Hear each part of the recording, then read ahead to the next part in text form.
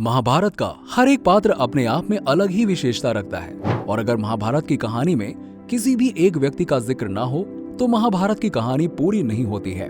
और महाभारत के इस महाकाव्य में कुंती, धृतराष्ट्र और गांधारी का नाम सबसे प्रमुखता से आता है। इतना ही नहीं, महाभारत का पूरा सार कहीं न कहीं इन्हीं के इर्द गिर्द घूमता हुआ दिखाई देता है। लेकिन क्या आप जानते हैं कि आखिरकार इन लोगों की मौत कैसे हुई थी? आइए जानते हैं अपनी इस वीडियो में। महाभारत के विनाशकारी युद्ध के बाद लगभग 15 सालों तक धृतराष्ट्र और गांधारी ने हस्तिनापुर में अपना जीवन बिताया था और कुछ समय बाद महाराज युधिष्ठिर के सामने वन में जाकर तपस्या करने लगे और सन्यासी का जीवन जीने के लिए अपनी इच्छा जाहिर की थी, जिसे पहले तो युधिष्ठिर ने एक सिरे से नकार दिया।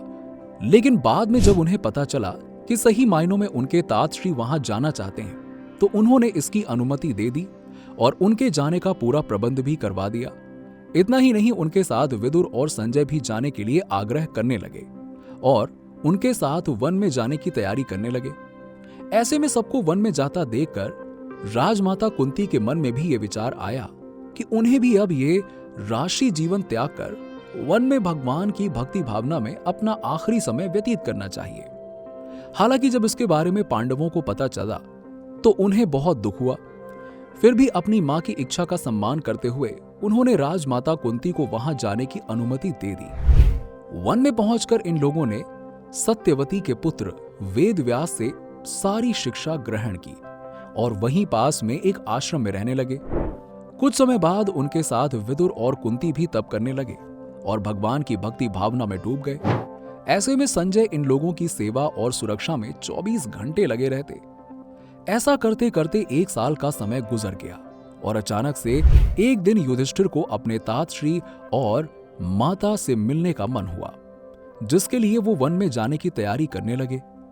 लेकिन जैसे ही वहां के लोगों को ये बात पता चली तो वो भी युधिष्ठिर के साथ वन में जाने लगे, जहां उन्होंने धृतराष्ट्र, गांधारी और कुंती को तप में लीन देखा।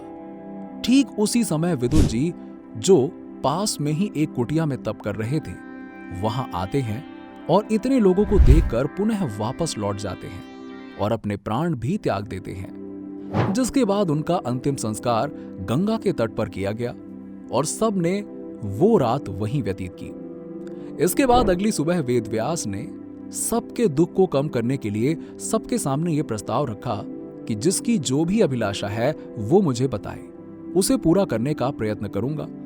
जिसके बाद वहां पर मौजूद सबने महाभारत युद्ध में वीर गति को प्राप्त हुए अपने प्रियजनों को देखने की इच्छा जताई, जिसके बाद उन्होंने सबको रात के समय गंगा तट पर बुलाया और अपने तपोबल से सबके प्रियजनों के दर्शन गंगा नदी में करवा दिए और इस तरह से सबने अपने प्रियजनों के साथ वो रात व्यतीत की। और उन्होंने ये भी कहा कि जो विधवाएं अपने पतियों के साथ स्वेच्छा से जाना चाहती हैं वो जा सकती हैं।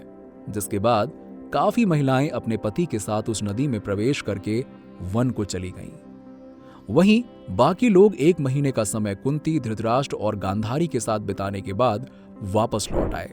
और एक दिन जब संजय कुछ कामवश नदी की तरफ गए हुए थे, उस वक्त ये तीनों घोर तपस्या में लीन थे कि तभी उस कुटिया में आग लग गई। वैसे ये तीनों उस कुटिया से बाहर निकलने का प्रयास काफी कर रहे थे, लेकिन ऐसा संभव नहीं हो पाता और फिर आखिरकार ये तीनों वहीं कुटिया में जलकर अपने प्राण त्याग देते हैं। कुछ समय के बाद संजय ये दृश्य देखकर बहुत दुखी होते हैं और उदास महसूस करते हैं और अपने दुख को दूर करने और वहां ना रहने के लिए हुई इस घटना के अपराध बोध के लिए वो हिमालय की तरफ चले जाते हैं और वहां जाकर अपना बचा कुचा जीवन सन्यासी के तौर पर बिताते हैं। उधर महर्षि नारद इस घटना के बारे में युधिष्ठिर को सूचना देते हैं, जिसको सुनकर पांडव भी अत्यंत दुखी हो जाते हैं। इस दुख की घड़ी में देवर्षि नारद उन लोगों को काफी समझाने का प्रयास करते हैं और किसी तरह से उनका दुख दूर करने की कोशिश करते हैं, जिसके बाद खुद को थोड़ी सांत्वना देते हुए युधिष्ठिर वन में जाते हैं और उन लोगों का अंतिम संस्कार गंगा नदी के किनारे करते हैं।